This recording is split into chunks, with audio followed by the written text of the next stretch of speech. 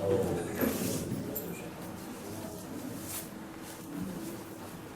योगेश्वर पार्वती नमो योगेश्वर पार्वती शिवा नमो योगेश्वर पार्वती नमो योगेश्वर पार्वती नमो योगेश्वर पार्वती शिवा ओंकार बिंदु संयुक्तम नित्यं ध्यायन्ति कामदं मोक्षदं चैवोक्ताराय नमो मंगलम भगवान वीरो मंगलम गौतमो मंगलम कुंदारियो जयेन्द्र सर्वमंगलमांगल्यं सर्वकल्याणकारकं प्रदानं सर्वधर्माणां जैनं मोक्षास्पदं नमः समय साराय स्वानुभूत्या चकाशनि चित्स्वभावाय भावाय सर्वभावान्तरचिते ईगो में शाश्वतो का दान दर्शन शेषा में बाहिरा भावा स्वदेश मारो सुशाश्वत एक दर्शन दान लक्षण जीव છે बाकी બધા સંયોગ લક્ષણ ભાવ નથી ભાવી છે વે શુદ્ધ સદા રૂપી જ્ઞાન દર્શનમય કરે કહીને તે મારું જરી પરમાણુ માર્ગ નથી એ જાણતો અનંતને ગુણ દ્રવ્યનો પર્યાય પણ એ જીવ જાણે આત્મને સુખો પામે લય કરે નથી અપ્રમત પ્રમત નથી દિયે ના એક ભાવ છે એ રીત શુદ્ધ તથા એને જે જ્ઞાન તે છે જેમને પોતે જ્ઞાન નથી કારણ નથી વેદ કરે જાણે જે પ્રબોધય નિજરાવન તે મોક્ષ ધ્રુવચલને અનુપમ ગતિ પામે સર્વેશી ब्रह्मी कहूँ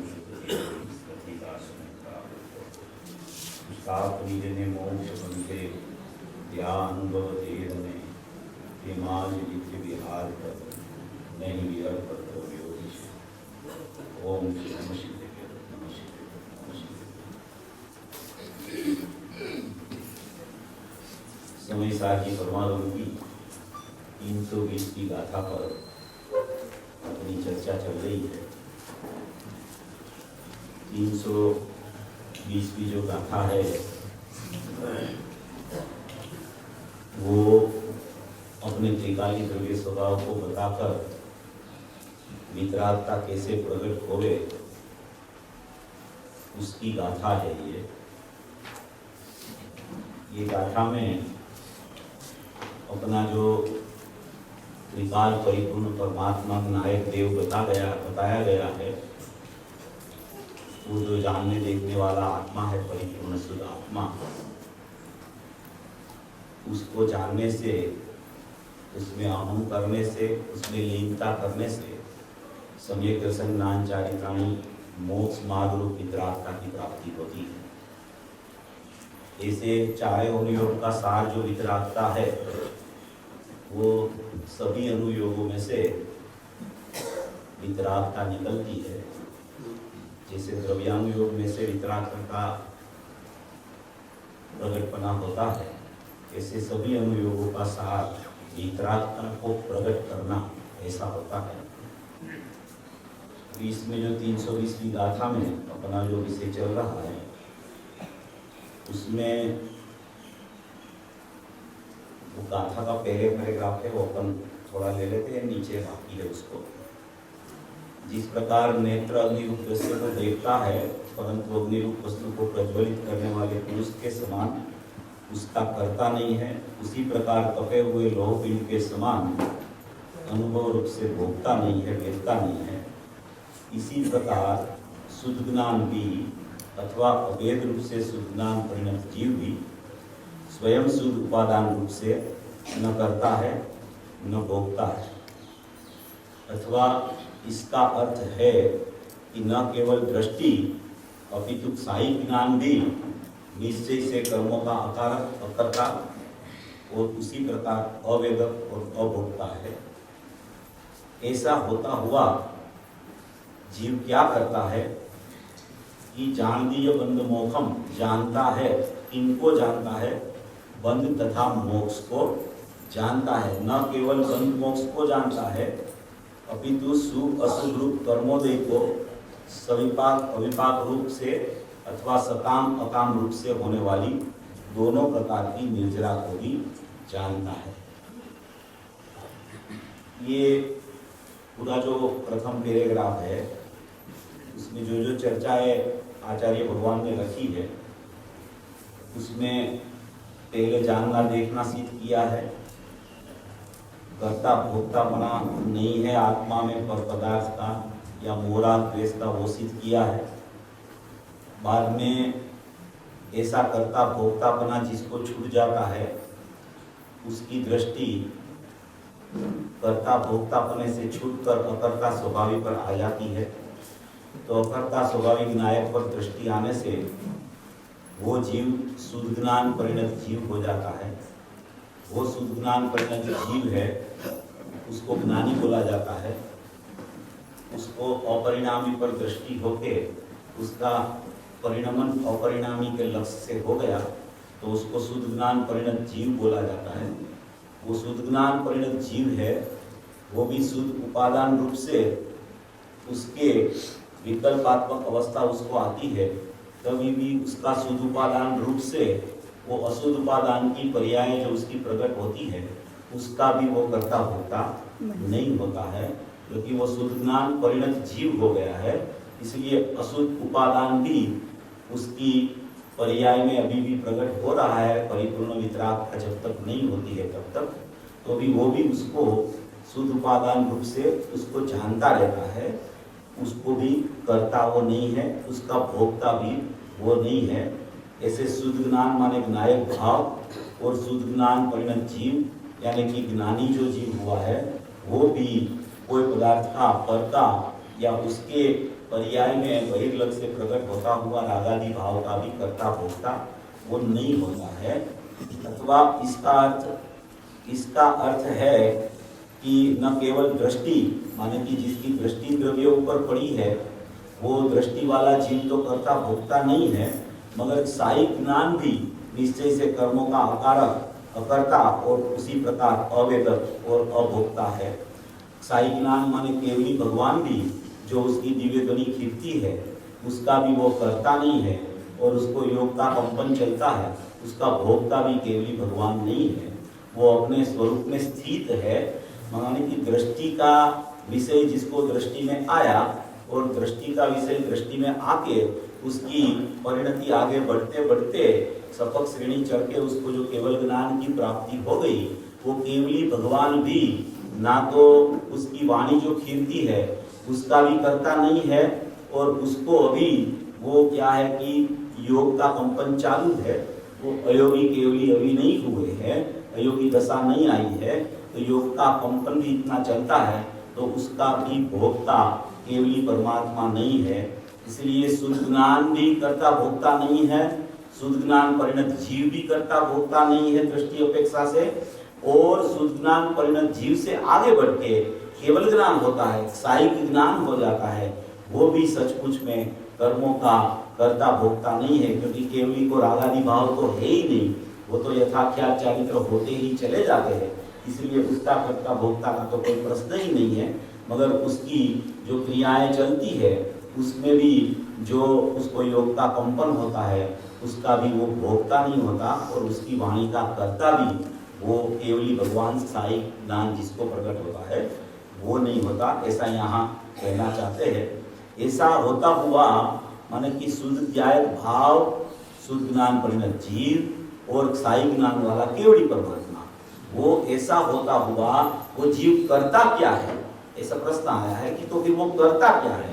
तो इसमें बात आई है कि वो मात्र जानता है, मात्र जानता है। आचार्य भगवान ने खुद ने प्रश्न उठा के खुद ने जवाब दिया कि फिर वो करता क्या है। तो बोलते हैं कि वो मात्र जानता है, जैसे ज्ञायक भाव भी जाननहार है, शुद्ध ज्ञान परिणत जीव दृष्टि अपेक्षा से वो भी जाननहार है और केवली परमात्मा भी जाननहार है। वो मात्र जानता है, वो कुछ करता भोगता नहीं है। वो अपना अतीन्द्रिय आनंद जो आता है उसको परिपूर्ण केवली हुआ उसको अतीन्द्रिय आनंद आता है, सम्यक दृष्टि को भी उसके अनुरूप अतीन्द्रिय आनंद आता है। उसका वो बाह्य को भोगता नहीं है, उस अपेक्षा से उसको भोगता है ऐसा बोला जाता है। सचमुच में वो तो अपनी परिपूर्ण स्वभाव में स्थित रहता है, इसलिए वो अतीन्द्रिय आनंद को भी भोगता है, वो भी सचमुच में व्यवहार है। वो तो अपने में ही रहता है, इसलिए अपना अकर्ता स्वभाव में ही बसा हुआ है। ऐसा शुद्ध ज्ञाय भाव, शुद्ध ज्ञान परिणत जीव और केवली परमात्मा जिसको क्षायी ज्ञान प्रकट हुआ है, वो भी मात्र जानन देखनहार रहता है, वो कुछ करता भोगता होता नहीं है। तो किसको वो क्या करता है तो वो जानता है। फिर बोलते हैं किसको जानता है, जानता है तो किसको जानता है, तो बंध और मोक्ष को जानता है। न केवल बंध और मोक्ष को जानता है, अपितु शुभ अशुभ रूप कर्मोदय को और सविपाक अविपाक रूप से अथवा सकाम अकाम रूप से होने वाली दोनों प्रकार की निर्जरा को भी जानता है। बंध मोक्ष को जानता है और बंध मोक्ष को जानता है, और शुभ अशुभ रूप जो उसकी शुभ अशुभ रूप कर्मोदय सविपाक अविपाक निर्जरा और सकाम अकाम निर्जरा चलती है, उसको भी वो जानता है। यानी कि जितनी निर्जरा होती है, सकाम निर्जरा माने कि मनुष्य गति चलती है और दूसरी गति का उदय है, वो खीर जाता है तो उसको सकाम निर्जरा बोली जाती है। और अविपाक सविपाक निर्जरा गति आती है और गति खीर जाती है, मनुष्य गति है, दूसरी गति का उदय भी आता है मगर वो खीर जाता है, तो उसको बोला जाता है सविपाक निर्जरा। और अविपाक निर्जरा है, वो अविपाक निर्जरा तो ज्ञानी को होती है, अपना स्वरूप के सन्मुख उसका पुरुषार्थ चलता है, तो उसको जो निर्जरा होती है उसको अविपाक निर्जरा बोली जाती है। ये निर्जरा निमित्त की बातें हैं, और सकाम और अकाम निर्जरा है वो उपादान से है। सकाम माने कि काम सहित अपना पुरुषार्थ से अपने नायक भाव को जिसने पकड़ा है, तो उसको बोला जाता है कि उसको सकाम निर्जरा चल रही है। और अकाम निर्जरा माने और प्रतिकूल संयोग आता है, उसमें भी वो विचलित नहीं होता है, उसको बोला जाता है अकाम निर्जरा। ऐसे सविपाक अविपाक निर्जरा और सकाम और अकाम निर्जरा, सविपाक अविपाक कर्म और राग की अपेक्षा से है, और सकाम और अकाम निर्जरा है वो अपने पुरुषार्थी उपादान की अपेक्षा से कहने में आती है।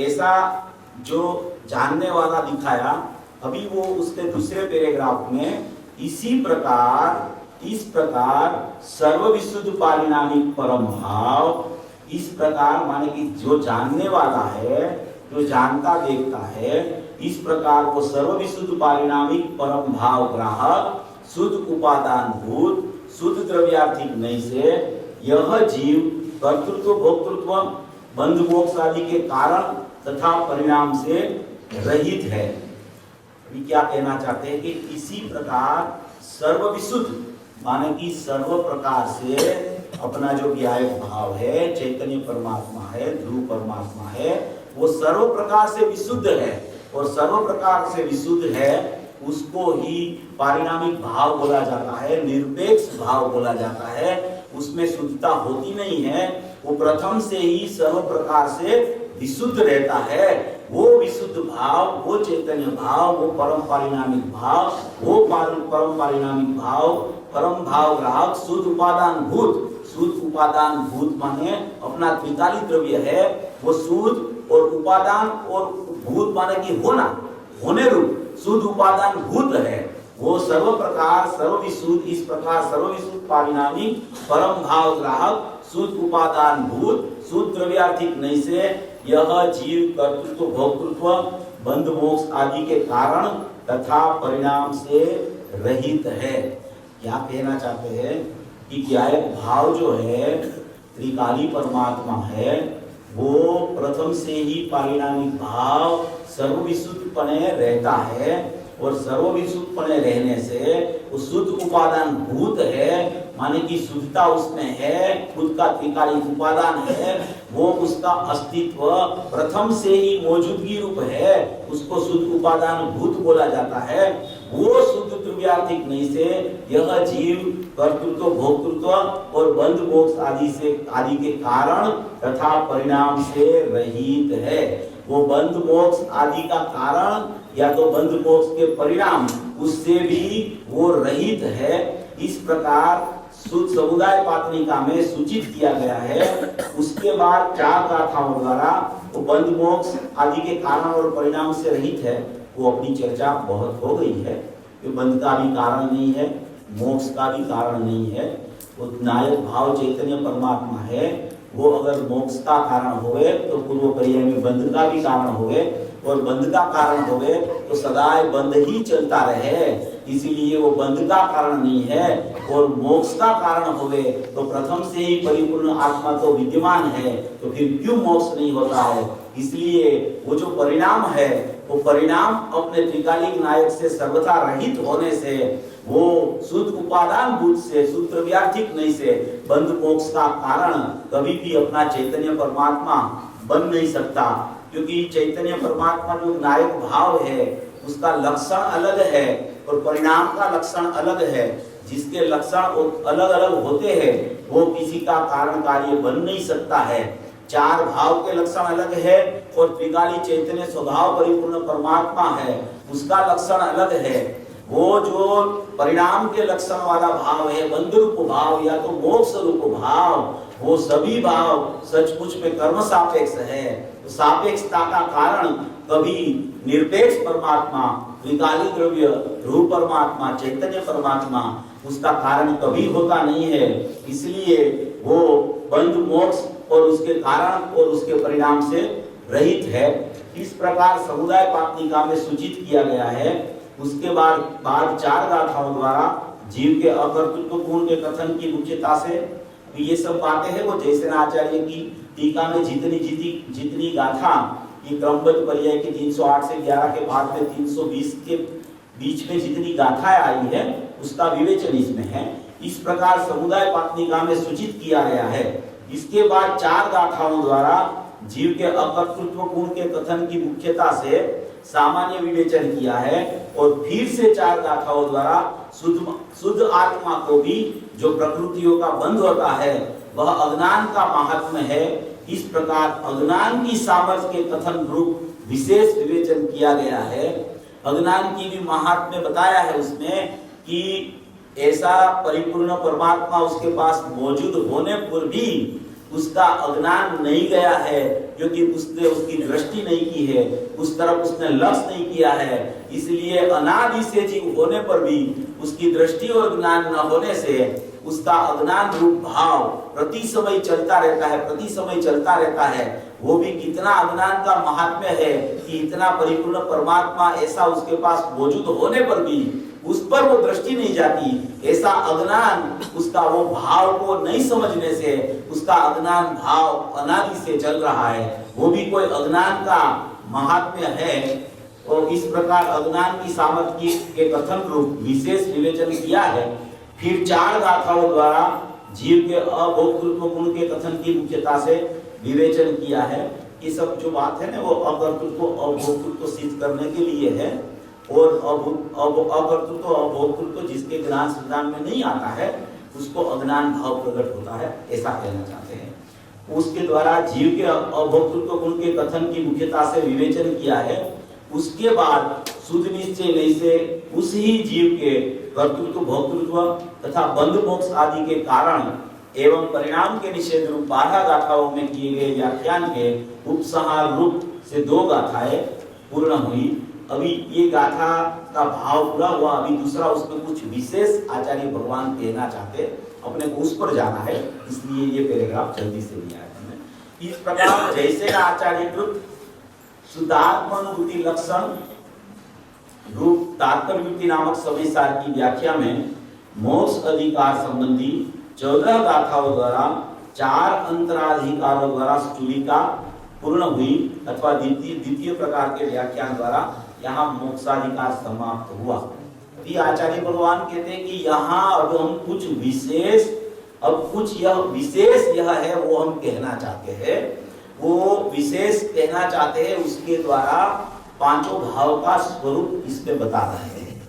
जो 4 भाव पर्याय रूप है, औदयिक, औसमिक, सायवसमिक और क्षायिक, और द्रव्य रूप जो एक भाव है परम पारिणामिक भाव, चैतन्य भाव, शुद्ध भाव, अखंड भाव, वो 5 भाव जो जीव के भाव कहे हुए तत्वार्थ सूत्र में, वो 5 भाव, उसमें 4 भाव पर्याय के भाव है और 1 भाव द्रव्य का भाव है। वो 5 भाव की चर्चा अभी इसमें विशेष रूप से आचार्य भगवान उठा रहे हैं। कि औपसमिक आदि 5 भाव में औपसमिक आदि 5 भाव है, जैसे औपसमिक, सायोपसमिक और सायिक भाव वो परिणाम के शुद्ध भाव है, औदैहिक भाव है रागादि भाव वो परिणाम के अशुद्ध भाव है, और त्रिकाली शुद्ध भाव है वो तो परम पारिणामिक भाव है। वो औपसमिक, सयोपसमिक, सायिक भाव है वो पर्याय में शुद्धता रूप प्रकट होने वाले भाव है। औदैहिक भाव है वो भी पर्याय में प्रकट होने वाले रागादि भाव है। और उसके साथ में ही जो द्रव्य स्वभाव रहता है वो द्रव्य स्वभाव परम पारिणामिक भाव, शुद्ध भाव, प्रथम से ही परिपूर्ण भाव, कभी प्रकट नहीं होने वाला, सदैव प्रकट रहने वाला भाव, ऐसा जो भाव है उसको त्रिकाली शुद्ध परम पारिणामिक भाव बोला जाता है। अभेद भाव, अखंड भाव बोला जाता है। दृष्टि का विषय बोला जाता है, ध्यान का ध्येय बोला जाता है, ज्ञान का ज्ञेय बोला जाता है, श्रद्धा का श्रद्धेय बोला जाता है। वो पंचम परम पारिणामिक भाव जो है वो त्रिकालिक नायक भाव के साथ में वो 4 भाव पर्याय रूप भाव रहते हैं। तो उसमें कौन से भाव से मोक्ष होता है? मोक्ष की प्राप्ति कौन से भाव से होती है और मोक्ष का कारण सचमुच में कौन है? हमने आगे बता दिया कि मोक्ष का कारण त्रिकालिक रूप परमात्मा नहीं है, वो बंध का भी कारण नहीं है, मोक्ष का भी कारण नहीं है, बंध मोक्ष की पर्याय से रहित है। तो मोक्ष तो होता है जीव का, तो मोक्ष का कारण भी कोई होना चाहिए। तो मोक्ष का कारण क्या है ये अपने को ये बताओ, आपकी मोक्ष का कारण क्या है, मोक्ष कैसे हो सकता है और मोक्ष की प्राप्ति करने के लिए कैसा पुरुषार्थ चलना चाहिए, कैसी समझ चलनी चाहिए। इस प्रकार से ये प्रकरण उठाया है इसमें कि औपसमिक आदि 5 भाव में किस भाव से मोक्ष होता है, इस पर अब विचार करते हैं। कौन से भाव से मोक्ष होता है इस पर अभी विचार करते हैं। वहां औपसमिक, सायोपसमिक, सायिक और औदैहिक ये 4 भाव पर्याय रूप होते हैं, किंतु शुद्ध पारिणामिक भाव द्रव्य रूप है और वह परस्पर सापेक्ष द्रव्य पर्याय द्वय रूप आत्म पदार्थ कहलाता है। अभी ये 5 भावों में 4 भाव पर्याय रूप है और 1 भाव त्रिकाली द्रव्य रूप है। वो 5 भाव जो है वो जीव के भाव है और जीव के भाव 5 है, उसमें से आप 2 भेद करो तो उसमें 4 भाव पर्याय रूप है और 1 भाव द्रव्य रूप है। 4 भाव जो पर्याय रूप है वो औपसमिक, सयोपसमिक, सायिक और औदैहिक, और 1 त्रिकाली भाव द्रव्य रूप है वो परम पारिणामिक भाव है। वो दोनों को मिला के देखो तो वो प्रमाण ज्ञान का विषय है। इसमें आया ना द्रव्य पर्याय द्वय, औपसमिक, सायोपसमिक, सायिक और औदैहिक के 4 भाव पर्याय रूप होते हैं, किंतु शुद्ध पारिणामिक भाव द्रव्य रूप है और वह परस्पर सापेक्ष द्रव्य पर्याय द्वय रूप आत्म पदार्थ कहलाता है। आत्म पदार्थ किसे कहते हैं कि जिसमें द्रव्य और पर्याय का जोड़ा हो, उसको दोनों को एक साथ देखना, उसको आत्म पदार्थ कहा जाता है। आत्म पदार्थ क्या है? और से पृथकता बताता है और प्रमाण ज्ञान में जीव को लाता है, और आत्म वस्तु है वो प्रमाण ज्ञान में से भेद ज्ञान करके निश्चय स्वरूप पर दृष्टि ले जाता है। ऐसे निश्चय का विषय त्रिकाली द्रव्य शुद्ध परमात्मा है और व्यवहार का विषय ये 4 भाव रूप पर्याय है। वो दोनों मिला के एक प्रमाण ज्ञान का विषय है, उसको बोला जाता है द्रव्य पर्याय द्वय। द्रव्य और पर्याय को एक साथ में देखना उसको प्रमाण ज्ञान बोला जाता है। वो प्रमाण ज्ञान पूज्य नहीं है, क्योंकि प्रमाण ज्ञान का विषय ज्यादा होने पर भी उसमें व्यवहार का निषेध नहीं आता है, इसलिए वो प्रमाण ज्ञान को पूज्य नहीं कहा है। पूज्य जो है वो निश्चय नहीं का विषय जो त्रिकाली द्रव्य है वो पूज्य है, क्योंकि उसमें वो व्यवहार का निषेधक है, इसलिए वो प्रमाण ज्ञान में त्रिकाली द्रव्य है वो पूज्य है। और जो 4 भाव पर्याय रूप भाव है वो सचमुच में व्यवहार नहीं का विषय होने से उसको पूज्य नहीं कहा जाता। प्रमाण ज्ञान के विषय में दोनों साथ में रहते हैं, द्रव्य और पर्याय, और द्रव्य और पर्याय का जोड़ा उसको आत्म पदार्थ बोला जाता है। मगर पदार्थ में प्रमाण की सिद्धि होती है और नई से अपने शुद्ध त्रिकाली द्रव्य की सिद्धि होती है। शुद्ध नई से अपने त्रिकाली द्रव्य नजर में आता है और व्यवहार नई से ये चार पर्याय नजर में आती है। दोनों को एक साथ में देखने वाला को प्रमाण ज्ञान बोला जाता है। अभी ये प्रमाण ज्ञान में से निश्चय निकाल के ये मोक्ष कैसे होवे, तो इसके पहले मोक्ष मार्ग कैसे प्रकट होवे, औपसमिक सयोपसमिक और क्षायिक भाव कैसे प्रकट होवे, वो बात यहाँ पे कहना चाहते हैं कि ये अभी त्रिकाली कारण परमात्मा ध्रुव परमात्मा उसको आपने अकारण बताया, मोक्ष का कारण नहीं बताया। तो मोक्ष किस विधि से कैसे कौन से भाव से होता है, तो मोक्ष का कारण कौन है, तो मोक्ष का कारण जो है वो मोक्ष का कारण मोक्ष मार्ग है। मोक्ष का कारण मोक्ष मार्ग होने से मोक्ष मार्ग के बिना कभी कोई जीव का मोक्ष नहीं होता। सम्यक दर्शन दान चारित्राणी मोक्ष मार्ग, उसको मोक्ष मार्ग बोला जाता है और वो आता है और उसको कारण माने कि उसको कारण बना के मोक्ष की पर्याय प्राप्त नहीं होती है। वो पर्याय अपने त्रिकाली द्रव्य पर ही अहम करती है, तब ही मोक्ष की प्राप्ति होती है। मगर मोक्ष की प्राप्ति के पहले ये सम्यक दर्शन दान चारित्राणी मोक्ष मार्ग रूप पर्याय होती ही है और वो होती है उसके बाद में मोक्ष होता है। इसलिए उसको उसका मोक्ष मार्ग को मोक्ष का कारण कहा गया है। सचमुच में कारण तो निश्चय से देखे तो मोक्ष की पर्याय मोक्ष का कारण है। मोक्ष मार्ग को कारण करना कहना वो भी व्यवहार है और त्रिकाली द्रव्य को कारण कहना वो भी सचमुच में व्यवहार है। इसलिए इसमें जो मोक्ष मार्ग को मोक्ष का कारण कहा है, औपसमिक सायोपसमिक और क्षायिक संकित होवे उसको भी मोक्ष का मार्ग कहा गया है। वो मोक्ष का मार्ग नहीं हो तो मोक्ष प्रकट नहीं होता है। उस अपेक्षा से उसको कारण बताकर कि मोक्ष का मार्ग पहले होता है बाद में मोक्ष की प्राप्ति होती है, उस अपेक्षा से यहाँ मोक्ष मार्ग को कारण कहा गया है। मगर वो मोक्ष मार्ग भी प्रकट कैसे होता है कि जो मोक्ष मार्ग प्रकट होने के लिए अपनी शुद्धात्म द्रव्य पे उसकी नजर नहीं जावे, अपना त्रिकाली द्रव्य का उसको बहुमान नहीं आवे, अपनी शुद्ध चैतन्य वस्तु पर उसका त्राटक नहीं होवे कि मैं परिपूर्ण शुद्ध ग्राहक हूँ, एक रूप अखंड परमात्मा हूँ, ध्रुव परमात्मा हूँ, ऐसा अहम जब होता है उसके ऊपर तब मोक्ष मार्ग उसको शुरू हो जाता है। तो वो पूरा आत्म पदार्थ है, उसमें आत्म पदार्थ में से वो अपना शुद्ध स्वरूप उसमें से निकालता है। प्रमाण के बाहर कभी जाना नहीं और प्रमाण में कभी अटकना नहीं। प्रमाण के बाहर तो अपना कुछ है ही नहीं और प्रमाण ज्ञान में जो द्रव्य पर्याय स्वरूप वस्तु है अगर उसमें ही जीव अटका रहेगा तो वो प्रमाण ज्ञान में से शुद्ध नहीं का विषय जो त्रिकाली द्रव्य है, जो अपना परमात्मा है, जो ध्रुव चैतन्य परमात्मा है, उसको निकाल नहीं पाएगा। अगर उसको नहीं निकालेगा तो उसको ये मोक्ष मार्ग की प्राप्ति नहीं होगी। प्रमाण ज्ञान वो होता है, उसका ज्ञान करके उसकी दृष्टि द्रव्य पर जानी चाहिए। अगर उसकी दृष्टि द्रव्य पर चली जाती है तो वहां जो पर्याय है वो औपसमिक सायोपसमिक क्षायिक भाव रूप हो जाती है, उसको बोला जाता है मोक्ष मार्ग। ये मोक्ष मार्ग की जो बात है तो मोक्ष मार्ग को कारण कहा मोक्ष का, क्योंकि अपने त्रिकाली परमात्मा को पहले अकारण परमात्मा इसने सिद्ध किया है कि बंध मोक्ष का कारण वो अकारण परमात्मा है ही नहीं।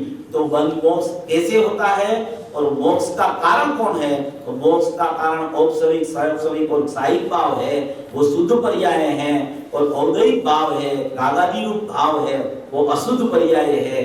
तो ये जो शुद्ध पर्याय अपने स्वभाव के लक्ष्य से प्रकट हुई उसको मोक्ष का मार्ग बोला जाता है और मोक्ष मार्ग आगे बढ़ते बढ़ते उसको मोक्ष की प्राप्ति होती है, ऐसा यहाँ कहना चाहते हैं। औपसमिक आदि 5 भावों में किस भाव से मोक्ष होता है इस पर विचार करते हैं। वहां औपसमिक सायोपसमिक क्षायिक और औदैहिक के 4 भाव पर्याय रूप होते हैं, किंतु शुद्ध पारिणामिक भाव द्रव्य रूप है और परस्पर सापेक्ष द्रव्य पर्याय द्वय रूप आत्म पदार्थ कहलाता है। इसमें जो 4 भाव आए ना और ये 5वां पंचम पारिणामिक भाव उसको नियम सार की 41 गाथा में उसके भेद गिनाए हैं कि उसके 53 भेद है। 53 भेद में औपसमिक का 2 भेद है, स्वयंसम का 18 भेद है, साहित्य का 9 भेद है, औदयिक का 21 भेद है। ऐसे 4 भाव के 50 भेद है और 3 भेद पारिणामिक भाव के हैं। उसमें जीवत्व, भव्यत्व और अभव्यत्व, वो 3 भेद, वो पांचों भाव के भेद मिला के कुल 53 भेद होते हैं। वो 53 भेद में वो सब चर्चाएं उसमें आई है। उसमें आप देख लीजिए, वो 53 भेद किसी को भी देखना है, उसमें गहराई में जाना है तो उसमें सब प्रकरण बहुत अच्छी तरह से नियम सार की 41 गाथा में ये प्रकरण बहुत अच्छी तरह से आया है। तो ये जो 5 भाव है उसमें 4 भाव के 50 भेद और ये पंचम भाव के उसमें पारिणामिक भाव जो किया कहा गया, वो पारिणामिक भाव का 3 भेद बताया। वो 3 भेद है जीवत्व, भव्यत्व और अभव्यत्व। जो अपना यहाँ पूज्य गुरुदेव श्री के प्रवचन में भी ये बात चल रही है कि जीवत्व किसको कहते हैं, भव्यत्व किसको कहते हैं और अभव्यत्व किसको कहते हैं। तो ये 4 भाव पर्याय रूप हो गया और एक जो पारिणामिक भाव है वो जीवत्व, भव्यत्व और अभव्यत्व रूप रहता है। तो पारिणामिक भाव का अर्थ क्या है कि पारिणामिक भाव यानी निरपेक्ष भाव, और वो 4 भाव वो सापेक्ष भाव, पर्याय रूप भाव वो सापेक्ष भाव और त्रिकाली द्रव्य रूप भाव वो निरपेक्ष भाव। तो ये 3 भाव जो है जीवत्व, भव्यत्व, अभव्यत्व, वो तीनों निरपेक्ष भाव है, इसलिए उसको पारिणामिक भाव कहा गया है। उसमें जो भव्यत्व अभव्यत्व है वो तो पर्यायगत योग्यता है, पर्यायपेक्षित धर्म बोला जाता है। भव्यत्व शक्ति भी बोली गई उसको, मगर वो शक्ति है वो त्रिकाली द्रव्य में नहीं है, वो शक्ति है वो पर्याय में, पर्याय की शक्ति है कि पर्याय में जब वो शक्ति प्रकट होती है तो उसको बोला जाता है कि ये पर्याय में इसकी शक्ति थी, उसकी व्यक्ति प्रकट होगी। वो भव्यत्व भाव है वो त्रिकाली द्रव्य में नहीं है, क्योंकि त्रिकाली द्रव्य में होता तो वो अनादि अनंत वो भव्यत्व भाव रहता। भव्यत्व अपना पूरा हो जाता है तो उसको भव्यत्व भाव को, भव्यत्व शक्ति वो पर्याय की, पर्याय में शक्ति है, क्योंकि ये भव्यत्व भव्य जीव है तो वो भव्य जीव में भव्यत्व शक्ति पड़ी हुई है। वो शक्ति कैसी है कि जब उसकी व्यक्ति होगी तो ऐसा बोला जाएगा कि ये जीव में भव्यत्व की शक्ति थी, उसकी व्यक्ति हो गई। और अभव्य जीव है उसको तो प्रकट होने की, भव्यत्व का प्रकट होने की योग्यता जिसको नहीं है उसको अभव्यत्व बोला जाता है। और जो जीवत्व शक्ति है वो जीवत्व में भी, वो जीवत्व बोला वो भी, उसमें भी 2 भाव है, एक शुद्ध जीवत्व है और एक अशुद्ध जीवत्व है। ये 5 भाव है ना, उसमें से दृष्टि का विषय कहाँ है उसकी ओर अपन जा रहे हैं। ये 4 भाव जो पर्याय रूप भाव है उसके जो 50 भेद है तो 4 भाव के भेद है वो एक तरफ है, वो सापेक्षता रूप परिणमन है, वो सब कर्म सापेक्ष परिणमन है, उसमें निमित्त नैमित्तिक की अपेक्षा जरूर लगती है। अपन वो पर्याय भाव को भी अपन पर्याय भाव से देखें तो वो निरपेक्ष है, मगर उसी समय वो भाव में सापेक्षपना भी निमित्त नैमित्तिक रूप से होता ही है। एक पर्याय है वो एक ही पर्याय निरपेक्ष भी है और वही पर्याय उसी समय सापेक्ष भी है। वो निरपेक्ष कैसे है कि वो पर्याय का स्वकाल प्रकट होने का है, अपनी उपादानगत योग्यता से वो प्रकट हुई है, उसका क्षणिक उपादान से वो प्रकट हुई है, उसका सटकारक से वो प्रकट हुई है। तो वो पर्याय को अपन क्षणिक उपादान बोलते हैं, निरपेक्ष पर्याय बोलते हैं, अपने से होने वाली पर्याय बोलते हैं, सत्य पर्याय बोलते हैं, अहेतुक पर्याय बोलते हैं। उसको बोला जाता है उसका पर्याय का निरपेक्ष भाव। और उसी समय वही पर्याय अभी राग रूप हुई तो राग में, बाह्य में निमित्तपना है, कर्म का उदय है, तो वो उसकी सापेक्षता है। और यहाँ वितरागता हुई वो पर्याय में तो बाह्य में निमित्त का अनुदय अवश्य होता है, तो वो निमित्त नैमित्तिक से भी उसको देखा जाता है वो पर्याय को, इसलिए वो सापेक्ष है। और वही पर्याय को अपने स्वभाव से देखो, पर्याय को अपने क्षणिक उपादान से देखो तो वही पर्याय अपने में निरपेक्ष परिणाम उसका चल रहा है। इसलिए वो 4 भाव पर्याय रूप भाव वो उसके स्वभाव से देखो तो निरपेक्ष है, मगर उसमें कोई न कोई निमित्त सापेक्षता पड़ी हुई है नैमित्तिक होने के काल में, इसलिए वो 4 भाव को सापेक्ष बोला जाता है। और एक जो परम पारिणामिक भाव है, त्रिकाली भाव है, शुद्ध भाव है, वो निरपेक्ष भाव है। और उसमें भी ये तीन पारिणामिक भाव के भेद निकाले, जीवत्व, भव्यत्व और अभव्यत्व। तो भव्यत्व और अभव्यत्व वो पर्यायगत योग्यता रूप लायकात में चला जाता है।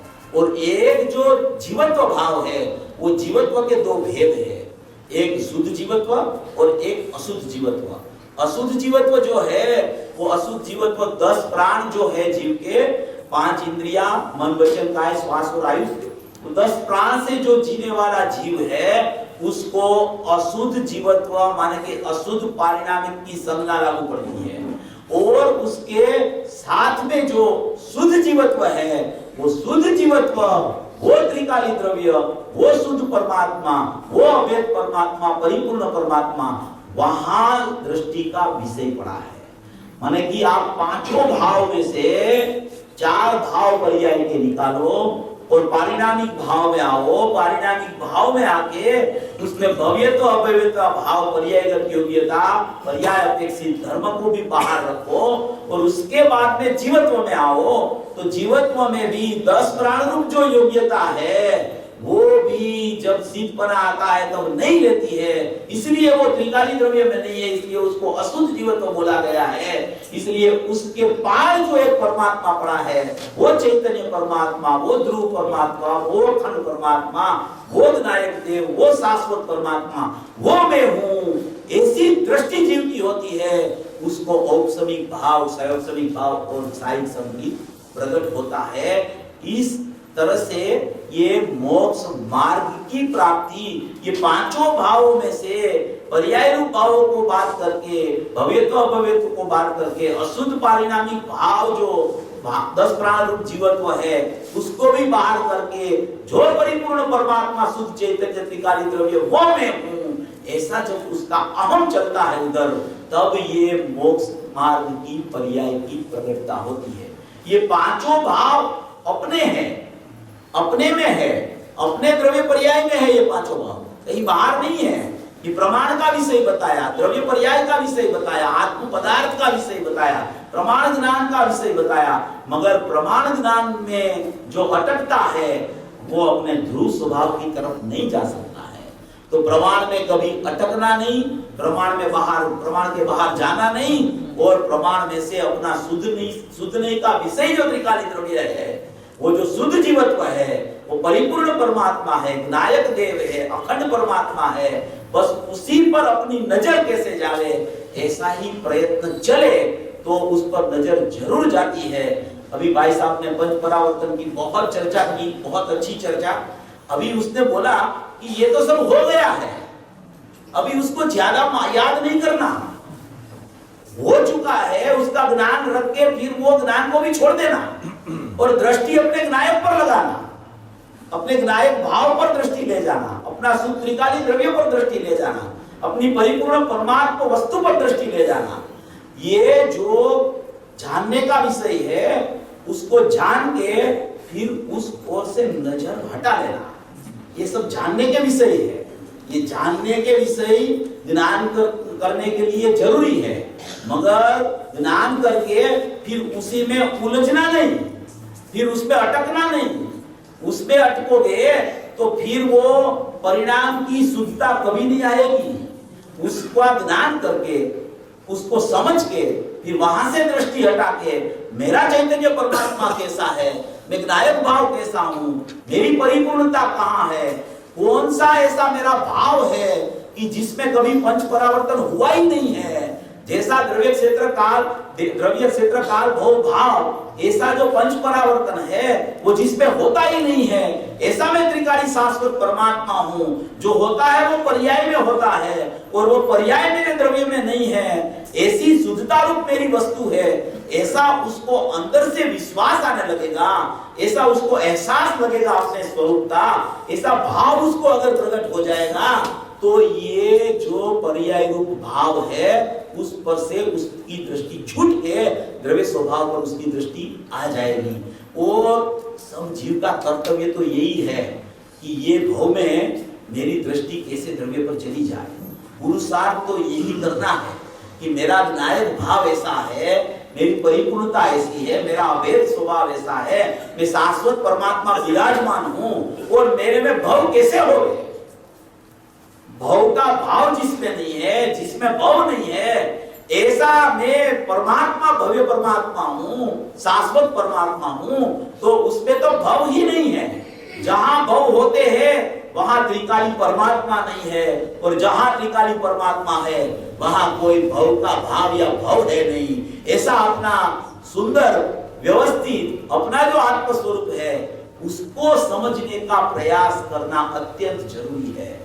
उसको समझ में आएगा वो भाव तो उसकी पर्याय में विशुद्धता प्रकट होते होते होते होते ही आगे बढ़ते बढ़ते उसका अहम द्रव्य में हो ही जाएगा। और वो अहम करने के लिए त्रिकाली स्वभाव कैसा है वो पहले उसको समझना पड़ेगा। त्रिकाली स्वभाव में क्या भरा है, अनादि अनंत परा उसका कैसा है, असंख्य प्रदेश कैसा है। देखो ये बात ऐसी है कि कोई भी विषय अपन समझते हैं ना, तो जैसे त्रिकाली भाव अरूपी है ना, तो वो ऐसे कोई भाव भी अपने को दिखते नहीं है, कोई भाव नहीं दिखते हैं अपने को शरीर दिखता है और बाह्य पदार्थ दिखता है, कोई भाव नहीं दिखता है। तो जैसे दूसरे भाव का वर्णन है ऐसे ही एक नायक भाव का वर्णन है। ये अरूपी परमात्मा है मगर ज्ञानमय है, और प्रति समय ज्ञान का उपयोग सब जीव के पास प्रकट है। तीन भाव हमेशा रहता है अज्ञानी के पास भी, एक पारिणामिक भाव, एक संयोगसम भाव, एक औदैहिक भाव। औदैहिक भाव रागादिक भाव है, संयोगसम भाव ज्ञान रूप है, और त्रिकाली द्रव्य परम पारिणामिक भाव रूप है। तो वो ट्रायंगल में संयोगसम ज्ञान जो है उपयोग रूप है, उसका ज्ञान वो प्रति समय प्रकट है। उस पे जानना जानना जानना जानना जानना ऐसी क्रिया चल रही है, और वो क्रिया में रागादि भाव प्रतिभाषित होते हैं और ज्ञायक भी प्रतिभाषित होता है। ऐसा मेरा ज्ञान प्रकट है, नित्य प्रकट है, प्रत्येक समय में उपयोग प्रकट है जीव के पास। और वो उपयोग ऐसा है कि वो उपयोग ने कभी अपने सुधात्मा को छोड़ा ही नहीं। वो उपयोग में अनुभूति स्वरूप भगवान आत्मा बाल गोपाल सबको अनुभव में आ रहा है, मगर वो मानता नहीं है, स्वीकार नहीं करता है। और रागादि भाव का प्रतिभास देख के अपना ज्ञेयाकार ज्ञान में जो प्रतिभास होता है वो ज्ञेयाकार ज्ञान की तरफ लक्ष्य करके राग मेरा है ऐसा परिणमन करता रहता है। इसलिए रागादि भाव से दृष्टि नहीं छूटती है, औदैहिक भाव से दृष्टि नहीं छूटती है। सचमुच में सब चीज को ज्ञान जानने में आता है और कुछ जानने में नहीं आता है। राग को जानना हो तो भी पहले ज्ञान को जानना पड़ेगा। ज्ञान को जब तक नहीं जानेगा तब राग कैसा है वो भी पता नहीं चलेगा उसको। इसलिए सभी जीव के पास प्रकट रूप ज्ञान है, और अपनी अपेक्षा, पर्याय की अपेक्षा से त्रिकाली द्रव्य अप्रकट है। द्रव्य भी अपनी अपने से तो अपने में प्रकट है, नित्य प्रकट है। पर्याय में आया प्रकटता नहीं हुई द्रव्य की, उस अपेक्षा से बोला जाता है द्रव्य अप्रकट है। मगर द्रव्य अपने में प्रकट है और पर्याय का उपयोग भी प्रकट है, रागादि भाव भी प्रकट है। अभी भेद ज्ञान उसको करना है, मैं कहां हूं। वो ज्ञान में प्रति समय झलक चलती है, सब अवभाषण होता है, प्रतिभाषण होता है सब चीजों का। वो ज्ञान ज्ञेयाकार प्रति समय बनता है। वो ज्ञान है ज्ञान के आकार में, प्रति समय ज्ञेयाकार बनता है, और ज्ञेयाकार ज्ञान में सब झलकता है। वो ज्ञेयाकार बनता है, वो जैसा बाद में ज्ञेय है ऐसा ही ज्ञेयाकार बनता है। वो ज्ञेयाकार है ज्ञान, मगर वो ज्ञान का परिणाम प्रत्येक समय करता है। वो ज्ञेयाकार ज्ञान बनता है। वो ज्ञेयाकार ज्ञान में बाह्य की क्रियाएं जितनी चलती है, शरीर की क्रिया, रागादि की क्रिया, वो उसको झलकन में पता चलती है ज्ञेयाकार ज्ञान में। तो सचमुच में तो वो जानता है अपने ज्ञेयाकार ज्ञान को। राग तो बाहर है, वो ज्ञेयाकार ज्ञान को प्रति समय जान रहा है, मगर उसको ज्ञान का विश्वास नहीं आता है। मुझे ज्ञान जानने में आता है, ज्ञान जानने में आता है, ज्ञान जानने में आता है। क्योंकि वो ज्ञेयाकार ज्ञान में रागादि भाव की झलकन वाला ज्ञेयाकार ज्ञान को देखता है, तो उसको ऐसा लगता है कि ये राग मेरे में आ गया, ये राग मेरा है, ये राग से कुछ परिणमन हो रहा है। उसको कारण मानकर यहां कार्य की प्रसिद्धि को करता है। इसलिए उसको ज्ञान दिखने में आने पर भी ज्ञान नहीं दिखता है, राग दिखने में आ जाता है। सचमुच में तो ज्ञान ही दिखता है सबको, ज्ञान ही जानने में आता है। कोई जीव ने आज तक कोई ज्ञेय को जाना नहीं है। वो सभी जीव ने सब ज्ञेय को अपने ज्ञान में रहकर जाना है। ऐसा ये स्वभाव है, ऐसी अपनी व्यवस्था है ज्ञान, ज्ञेय और ज्ञाता की। और ऐसा अपना परिपूर्ण स्वभाव परम पारिणामिक भाव रूप दृष्टि का विषय है। वो दृष्टि का विषय ये चारों भाव से पार, भव्यत्व अभव्यत्व से पार। पारिणामिक भाव शुद्ध जीवत्व है, उसमें भी अशुद्ध जीवत्व और शुद्ध जीवत्व। वो शुद्ध जीवत्व है वो परम पारिणामिक भाव है, अशुद्ध जीवत्व है पारिणामिक है, भव्यत्व पारिणामिक है, अभव्यत्व पारिणामिक है। और वो शुद्ध जीवत्व है वो परम पारिणामिक है, पूजनिक है।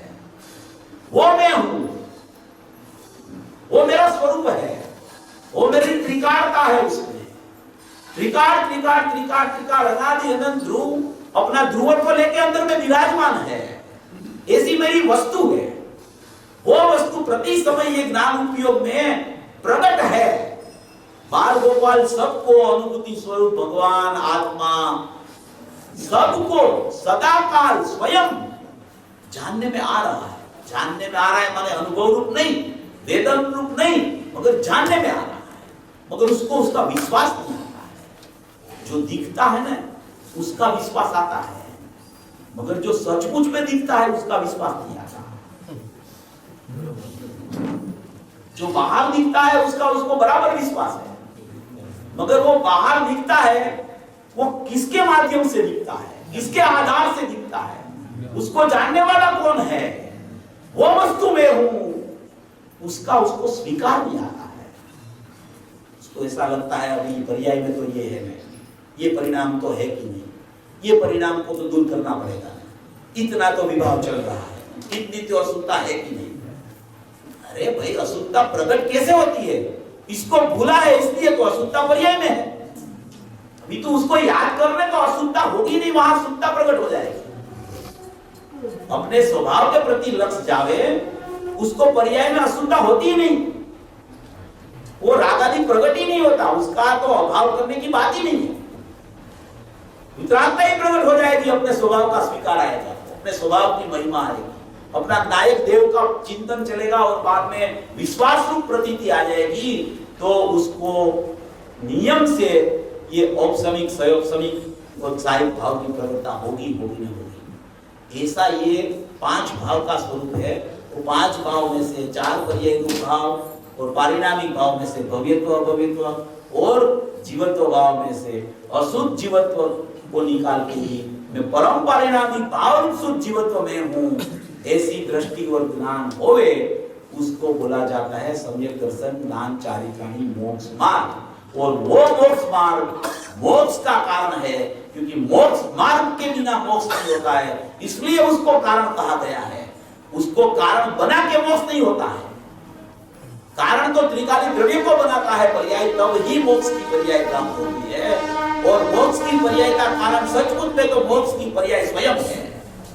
और मोक्ष मार्ग को कारण कहना वो भी उपचार है, मगर मोक्ष मार्ग को कारण क्यों कहा, कि मोक्ष मार्ग के बिना मोक्ष नहीं होता है। एक शुद्धता प्रकट हुए बिना परिपूर्ण शुद्धता प्रकट नहीं होती है, इसलिए मोक्ष मार्ग को कारण कह के मोक्ष को कार्य कहा गया है। ऐसी ये चर्चा है। 320वीं गाथा भी वितरागता को ही प्रकट कराने वाली है।